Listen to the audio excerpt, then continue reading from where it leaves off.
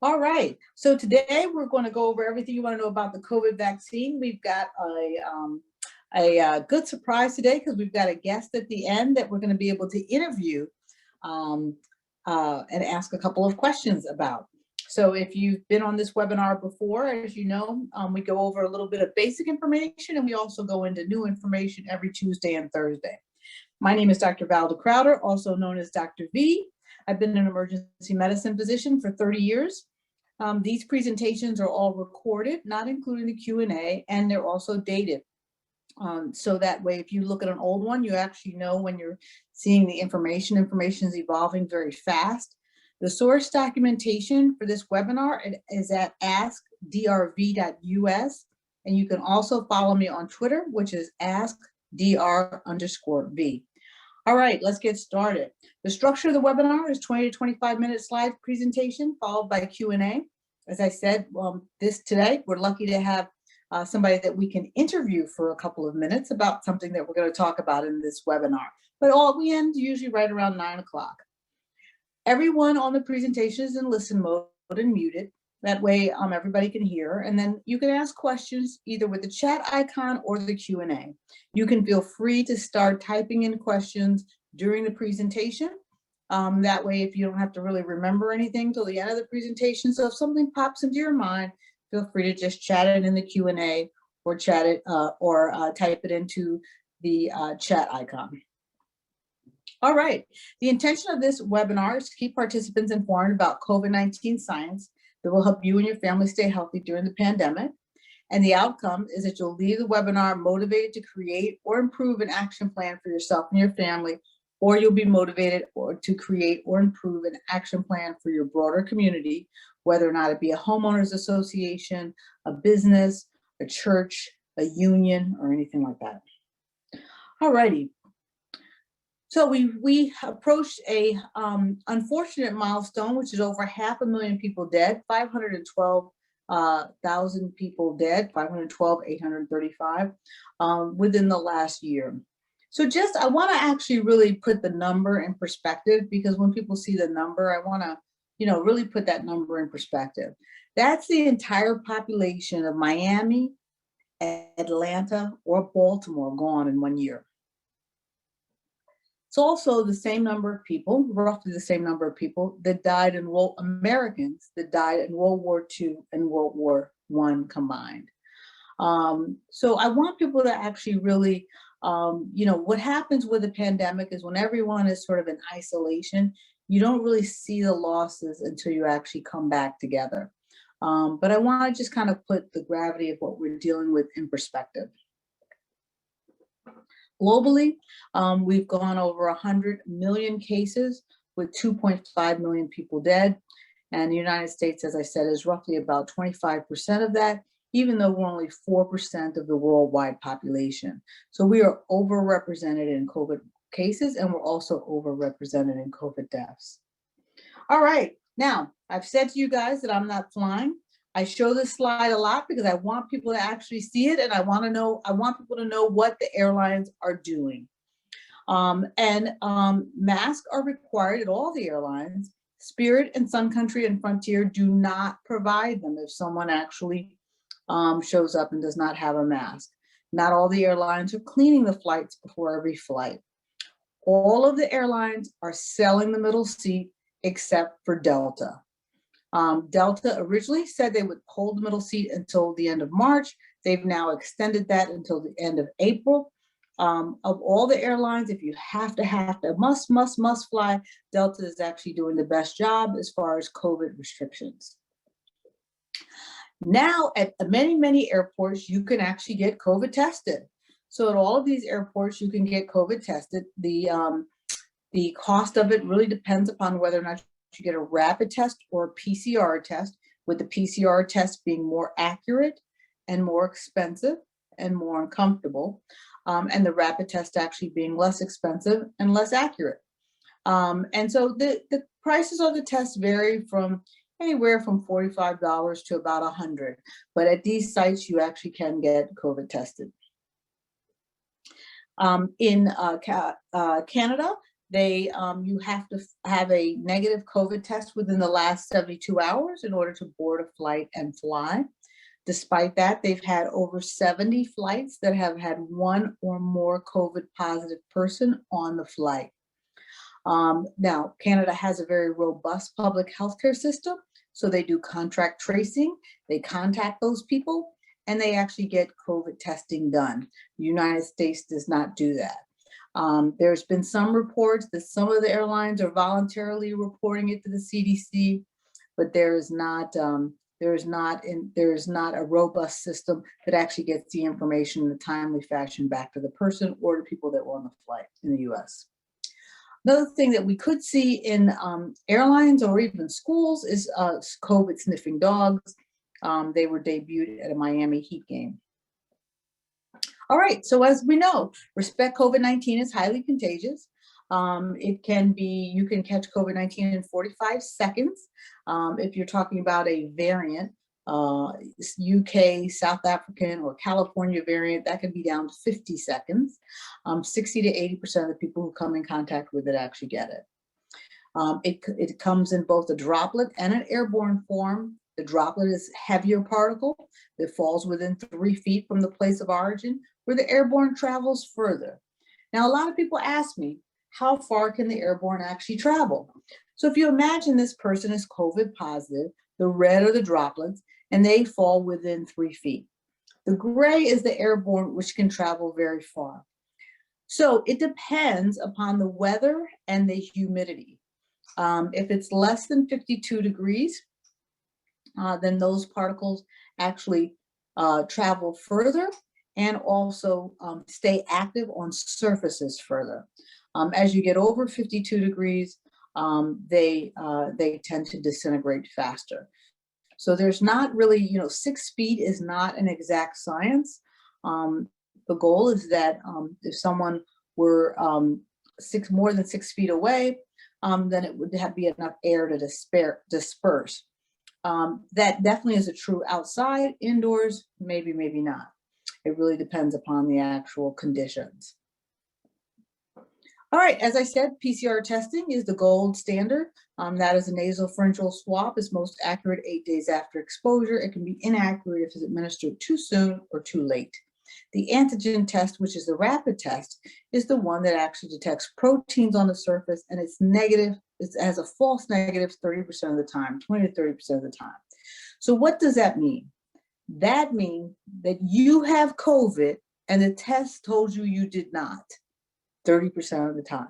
So 30% of the time you have COVID and the test told you that you did not have COVID.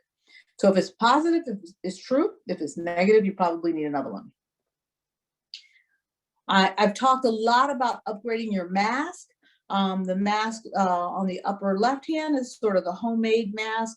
Those are 20 to 30% effective. The surgical masks are anywhere from 30 to 40. And then the N95 or KN95 mask, those are basically 80 to 85% effective. So you really want to get a KN95 mask.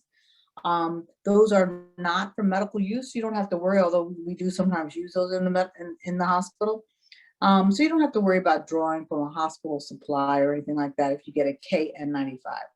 The Spirion respirator is an N100 mask over there to the lower right. That's what I actually use if I'm actually seeing a COVID patient. This was before I was vaccinated, or when I was flying, if I had to fly. Just people ask, where do you get them? I just want to show you guys they are available at Costco. This is from the Costco online site. I've also seen them on Amazon. Obviously, Costco, you have to buy like 100 masks at a time. If you go onto Amazon, I've seen them, you can buy 10 masks at a time, and they're usually about $2 or $3. So it's really worth the investment. Now, a lot of people say masks are uncomfortable. Just a quick reality check. I just want to share with people, this is what it looks like when we put somebody on a ventilator. It is really not a comfortable procedure. A mask is certainly much more comfortable than having this procedure actually done. Now, a lot of times people ask me about the symptom clusters. There's a lot of different symptoms for COVID. So you can't just say it's respiratory. respiratory. COVID is a multi-system disease. So you can have flu-like symptoms without a fever, flu-like symptoms with a fever. There's also a syndrome where you only have gastrointestinal symptoms, vomiting, diarrhea. And those three clusters are normally self-limited, and you can also take care of that at home. It's cluster 4, 5, and 6 where you get the fatigue, the confusion, and the combination of abdominal and respiratory symptoms, where those are the people that actually really get in trouble, have to be hospitalized, go to the ICU, or may possibly die. COVID toes is something we see in younger people. I have seen it in someone as old as about 55. It may look like maybe their shoes are too tight or frostbitten, but this is basically what they call the multi-system inflammatory syndrome, but it can impact the extremities. You see it more likely in the toes, and it can also impact other areas of the body. This is COVID-19 until proven otherwise. So let's talk about the different patient outcomes.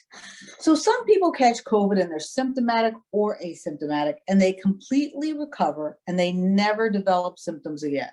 So whether or not they're symptomatic or asymptomatic, you can make a complete recovery and then afterwards be fine. Then you can have people who catch COVID, and again, whether or not they're symptomatic or asymptomatic, they recover, then they develop symptoms later on.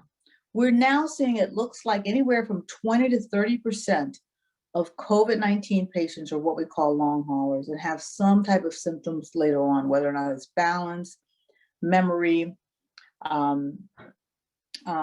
often neurologic based. And that's basically because there's a higher concentration of COVID-19 in the brain than there is in the lungs. Now, some people catch COVID-19 and then 5+ months later, they catch it again. So they get a reinfection. The reinfection can actually be milder or it can be more severe. So it can go either way. And then you have some people who catch COVID, they become seriously ill, they're in the ICU, and afterwards they develop what we call post-ICU syndrome. So let's talk about that for just a second. 75% of the patients that recover from the ICU have severe cognitive, mental, or physical impairment. Renal failure from dialysis or transplants, limb amputations, strokes. About 50% of the people with strokes cannot return to work. Pulmonary fibrosis or decreased lung capacity, which is difficulty with normal activity like walking a block or cleaning a house. You can also get other things like just bed sores and things that you normally see from folks with prolonged hospitalization. As I said, you have a far, far higher level of coronavirus in brain of mice than you do in the lungs. We do believe that the same thing occurs in humans. You're going to see post-COVID care centers crop up for people that are long haulers to help them actually get back to their baseline. All right, so what happens if you just found out you're COVID positive? And I really want to stress this. You really have to quarantine for 21 days. And a lot of people think, well, I don't have any symptoms anymore. I must not be infectious. That's not true. So I tell people it's really, really important. A minimum of 14 days from the time that you actually become positive or symptomatic, whichever is earliest. And if you are concerned after 14 days, you should get retested. Some people are still positive up until 21 days. Now, must have for your quarantine room is a pulse ox. A lot of emergency departments, if you get diagnosed in an emergency department, will send you home with a pulse ox. You can also get one for $20 to $30 on Amazon. I recommend that everybody take zinc and vitamin D3, whether or not you're positive or not, because low levels of vitamin D3 and zinc have been associated with more serious hospitalization course. You want to have a bathroom that's accessed only by you. You want to have your cell phone. You're going to call 911, not your family members if you get into any problems. You want people to leave food at a closed door, open up your windows, and preferably have a HEPA filter. Now for the pulse ox, the first number is the most important number, and the picture that's there, that number is 97. That is what they call your SpO2. That is your saturation, your hemoglobin saturation. That should be 95 or higher. So let's just talk quickly about COVID-19 treatment. Obviously, oxygen, vitamin D, zinc. Famotidine is nothing but Pepsid AC, and that's used to block histamine release. Again, histamine is associated with inflammation, and this is an inflammatory disease. Also, there's Decadron. I'm going to talk a little bit about antibodies. Eli Lilly and Regeneron are two companies that both have gotten authorization for antibodies. And then when people fail ventilation, they actually are put on ECMO, which is extracorporeal membrane oxygenation. And that's where they literally take the blood out of your body, oxygenate it, and put it back in. So I think it's one thing that's very important to have in your action plan is where is an infusion center if I happen to get positive, become COVID positive. Many people, if you're 40 years old or 35 years old, you may not get vaccinated until June or July. So if you catch COVID, what are you going to do in the meantime? So it's important that if you become symptomatic, that you go and you actually get antibodies. You must get antibodies within the first 10 days of symptom onset. So it's really, really, really important. If you're over 65, you qualify for antibodies. If you're less than 65, you qualify if you have a BMI over 35, which is probably, a woman that might be 5'6" and 180 pounds or so. Diabetes, high blood pressure, any sort of heart disease. It doesn't take much to qualify for antibodies. So you really want to actually get some screening, and you want to get it early and quickly to see whether or not you qualify for antibodies. Antibodies decrease your likelihood of being hospitalized by 70%. So it's very, very important. As we discussed, immunity is basically 3 to 5 months after you catch it. So it really doesn't make sense just to catch it to get immunity because you're not really getting any sort of significant immunity. All right, so let's delve into vaccines. So let's first talk about the virus. So the viral RNA is on the inside, and there's a fatty coating, that's the bright orange on the outside, that has spike proteins. The spike protein actually binds to a receptor, and that receptor unlocks the cell and then lets the virus into the cell. Once the virus gets in, RNA, it basically says, turn on the copying machine, and it begins copying, and it copies all of the components. The virus plus the shell reformulates the COVID-19 virus, and then it heads out and it goes and infects another cell. And this happens over and over and over again. So Pfizer and Moderna work using a messenger RNA approach. So when you get the vaccine, it's messenger RNA that's coded for the spike protein. So you begin to produce the spike protein component of the outer layer. Your body recognizes the spike protein as foreign, you develop antibodies and you kill it, so that way when you actually see COVID-19 in the community, you actually are ready for it and it doesn't enter into your cells. The Johnson & Johnson vaccine is a viral vector approach. This takes adenovirus, which is a common cold, combines it with genetic material from COVID-19, teaches your body to generate antibodies to the spike protein so the virus will not attach and render COVID-19 harmless. So just to take a look here at what some of the things that we're seeing as far as the different vaccines and what is going on. So there's a Pfizer vaccine and Moderna, both of which are about 95% effective, and both are 2 shots. The Pfizer vaccine is 21 days apart, and the Moderna vaccine is 28 days apart. Now, it's important to note that the 95% effectiveness for the Pfizer vaccine is 7 days after the second shot. The 95% effectiveness of Moderna is 2 weeks after the second shot. So these were just the protocols in which they measured during the experimental protocol. Both of them can give you flu-like symptoms, headaches, fatigues, chills. This just shows, this occurs when your body any sort of immune reaction, this is what happens. So it's generating an immune reaction in your body. Novavax, which has not completed its clinical trial, but early data is about 90% effective. It's also 2 shots. Johnson & Johnson, I put there 72, 76, and 57. 72 was in the United States, 66 is in the UK, and 57 was actually in South Africa. Johnson & Johnson is the only vaccine that actually was going through clinical trials during the time of the UK and South African variant. So we do not have that information for the other vaccines because they didn't go through their clinical trials during that time period. Those mutations were not around then. AstraZeneca is 70% effective, and it is 2 doses, 4 to 12 weeks apart. All right. This is actually what's in. People ask me what's in the COVID-19 vaccine. This is ingredients as listed per the FDA. Feel free if you want to take a screenshot of that, but those are the ingredients. People have asked me, is there ethylene glycol in the COVID vaccine? No, there's not. What there is there's polyethylene glycol, which is commonly found in lotions, creams, and toothpaste. And it's used to help the vaccine evade the immune system and stay in circulation longer.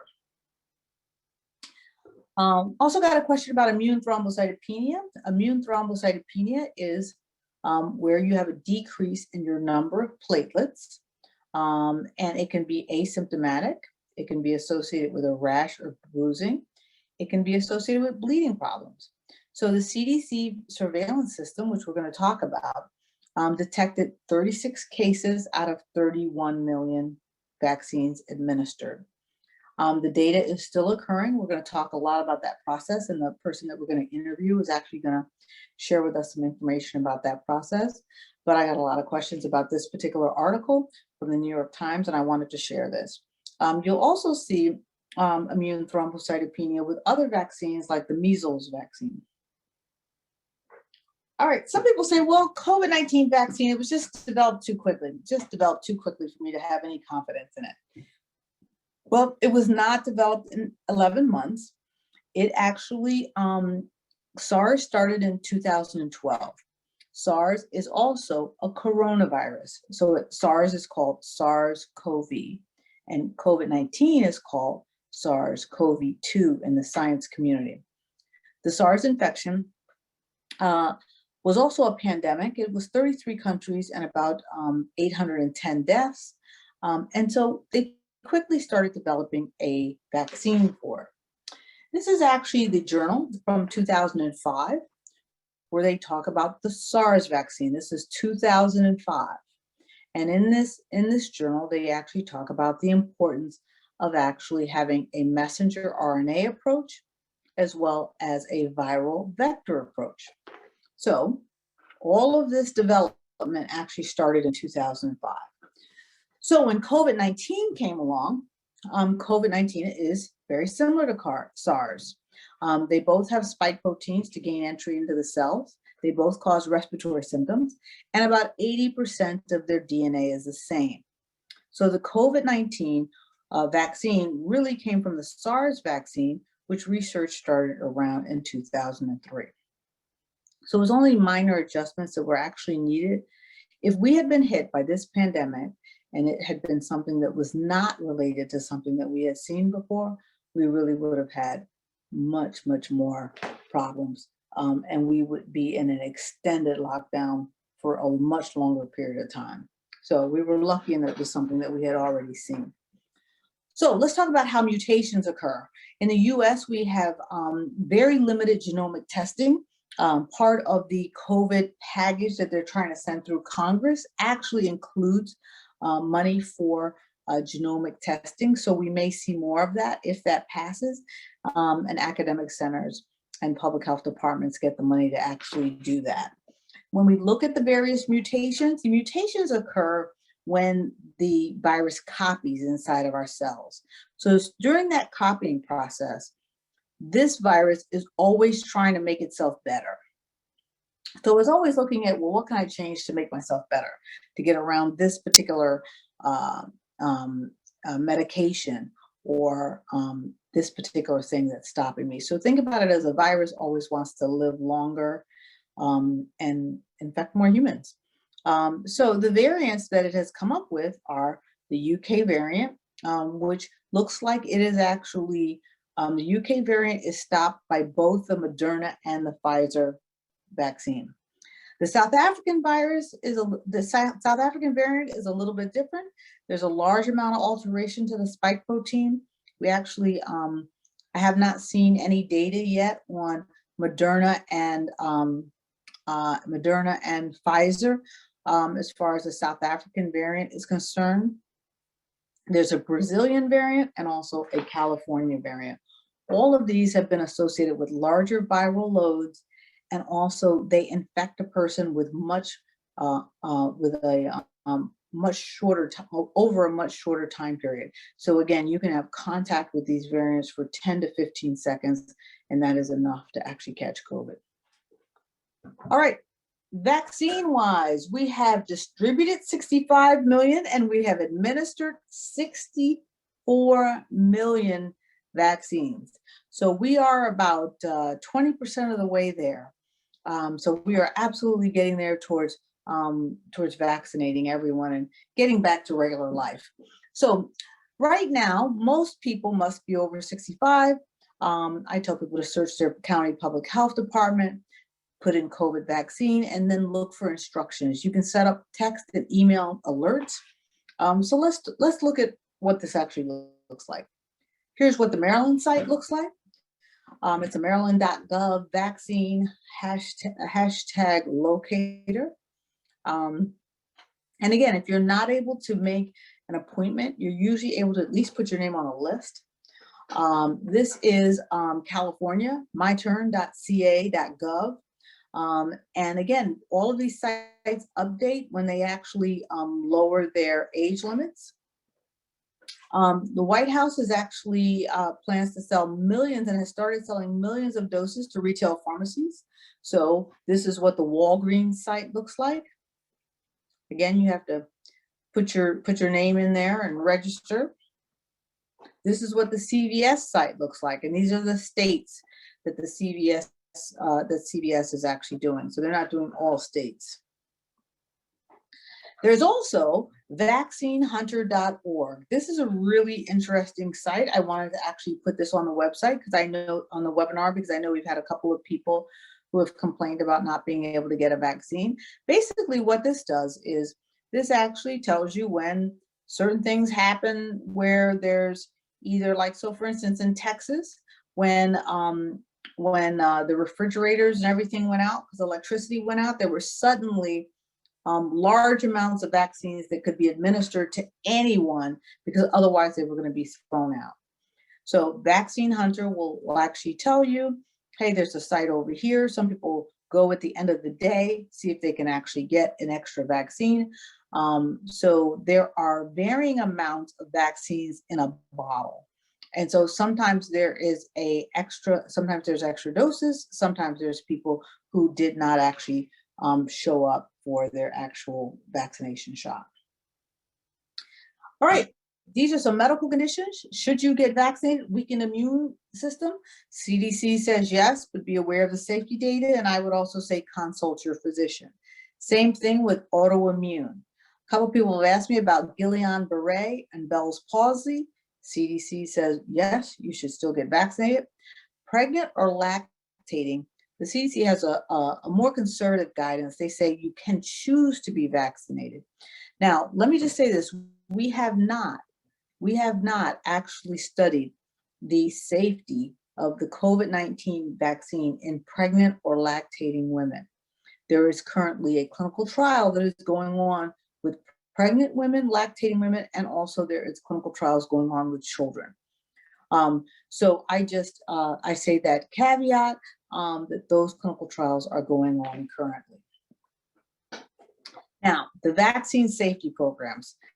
These are the 3 vaccine safety programs that are actually going on with the CDC. There's the Vaccine Adverse Effect Reporting System, the Vaccine Safety Data Link, and the Clinical Immunization Safety Assessment. So let's talk about a little bit about what they are.